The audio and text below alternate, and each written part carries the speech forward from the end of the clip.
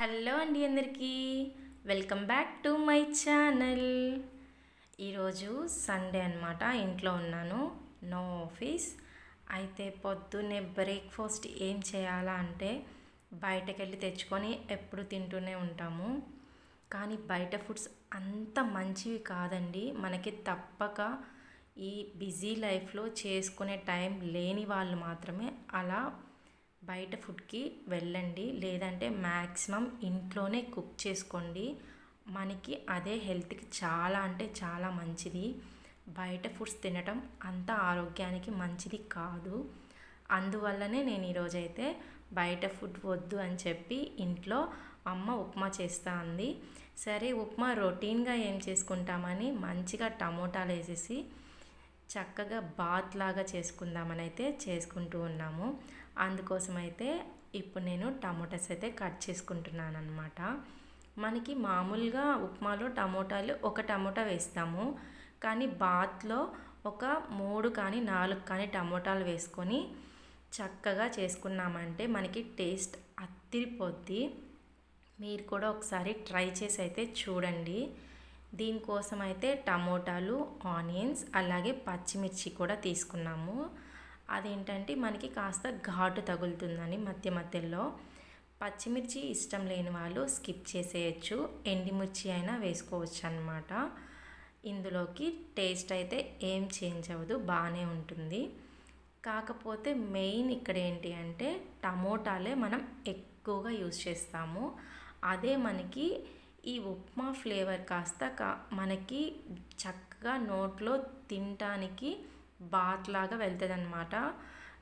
చాలామంది దీన్ని బాత్ అంటారు, టమోటా బాత్ అంటారు. ఎక్కువగా మనం రైస్తో చేస్తాము, కానీ ఇలా ఒక్కసారి రవ్వతో కూడా చేసి చూడండి. ఉప్మా రవ్వతో చాలా అంటే చాలా టేస్టీగా అయితే ఉంటుంది. నాకైతే చాలా ఇష్టం. మా మమ్మీ చేస్తుంది ఇలాగా, చాలా అంటే చాలా ఇష్టం. ఇప్పుడు మనం ఉప్మా రవ్వతో టమోటా బాత్ ఎలా చేయాలో చూసేద్దాం రండి. పాన్ పెట్టుకొని ఆయిల్ వేసుకొని కొంచెం ఆవాలు అలాగే పచ్చిశనగపప్పు వేసుకోండి. అందులో కాస్త జీడిపప్పు కూడా వేసుకోండి. జీడిపప్పు ఏంటి ఇలా పలుకులు పలుకులుగా లేకుండా పొడి అయిపోయింది అనుకోకండి. మా పాప దాన్ని బాగా పీల్చి పిప్పి చేసేసింది అనమాట. అయితే అందులోనే మనం ఆల్రెడీ కట్ చేసి పెట్టుకున్న ఆనియన్స్, పచ్చిమిర్చి అలాగే కరివేపాకు కూడా వేసుకొని బాగా కలుపుకోవాలి.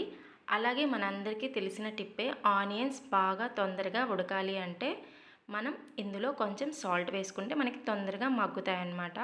ఇవి కాస్త మగ్గిన తర్వాత టమోటాలు కూడా ఇందులోనే వేసేద్దాం. టమోటాలు వేసిన తర్వాత కాస్త ఒకసారి కలిపేసుకొని దీంట్లోనే చిటికెడంతా పసుపు కూడా వేసుకోండి. మనకి మంచిదన్నమాట పసుపు. ప్రతి వంటకంలో మనం ఇంక్లూడ్ చేస్తే పసుపు అనేది యాంటీబయాటిక్, మనకి హెల్త్కి చాలా అంటే చాలా యూస్ఫుల్గా ఉంటుంది. మనకైతే టమోటాలు, ఆనియన్స్ బాగా మగ్గిపోయిన తర్వాత మనం ఒక 1 గ్లాస్ లేదా 2 గ్లాస్ ఆఫ్ వాటర్ వేసుకొని అవి బాగా మరిగేంత వరకు అయితే దాన్ని అలా పక్కన పెట్టేయండి. ఈ టమోటా బాత్లోకి మనకి వేరుశనగ పప్పు చట్నీ అనేది చాలా మంచి కాంబినేషన్. మనం పల్లి చట్నీ అంటుంటాం కదా, చాలా అంటే చాలా మంచి కాంబినేషన్ అనమాట. అయితే మనకి ఇక్కడ వాటర్ అనేది బాగా బాయిల్ అయిపోయి తెల్లిపోయిందనమాట. ఈ స్టేజ్లో మనమైతే డ్రై రోస్ట్ చేసి పెట్టుకున్న ఉప్మా రవ్వనైతే వేసేసి బాగా కలుపుకోవాలి. ఇక్కడ గుర్తుపెట్టుకోండి, మనము వాటర్లో వేసేటప్పుడు ఉప్మా రవ్వ అనేది ఉండలు కట్టేస్తుంది. కాబట్టి ఇందులో మనం వేసేటప్పుడు చాలా జాగ్రత్తగా కలుపుకోవాలి, లేదంటే మీకు ఉండలు కట్టేసిందంటే పొడి పొడిగా ఉంటుంది. కాబట్టి మీరు ఉప్మా రవ్వ పోసేటప్పుడు బాగా కలుపుతూ పోయండి, అప్పుడు మీకు ఉండలు అనేది కట్టదనమాట.